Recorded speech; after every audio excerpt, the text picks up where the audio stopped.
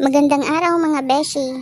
Kung sawa na kayo sa mamahaling ulam at gusto nyong patunayan na ang dilis ay hindi lang pangpulutan, tara na at gumawa tayo ng masarap na kinamatisang dilis.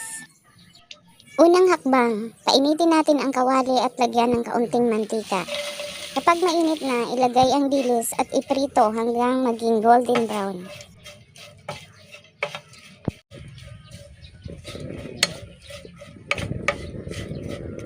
Yung tipong kulay na parang bagong sweldo, ginto sa paningin.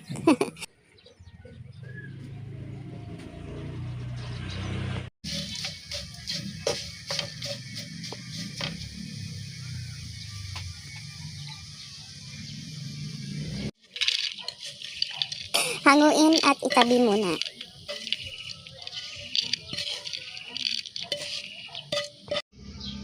Sa parehong kawali, igisa ang sibuyas. Haluin hanggang bumango.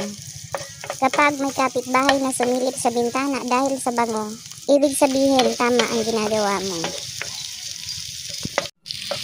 Isunod ang kamatis. Durugin ang bahagya habang hinahalo para lumabas ang katas. Ito ang sikreto ng masarap na kinamatisan. Huwag matakot durugin ang kamatis, hindi naman siya magsusumbong. Kapag malapot na ang kamatis, lagyan ng isang kutsarang oyster sauce.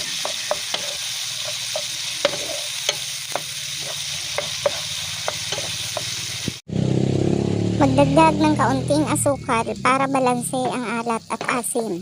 Tandaan, konti lang ang asukal ha, hindi tayo gumagawa ng dessert. Isunod ang hiniwang red at green sili. Kung mailig ka sa maanghang, dagdagan mo pa. Pero kung medyo mahina ang powers mo sa sili, huwag masyadong bida-bida. Ngayon, ibalik ang pritong dilis sa kawali. Haluing mabuti hanggang mabalot ng masarap na sarsa ang bawat piraso. Kapag nagsama-sama na ang lahat ng lasa, patayin ang apoy. Tapos na ang ating kinamatisang dilis. At ayan mga kaibigan, isang simpleng ulam na kayang ubusin ang isang kalderong kanin. Malutong na dilis, malinamnam na kamatis at konting anghang mula sa sili.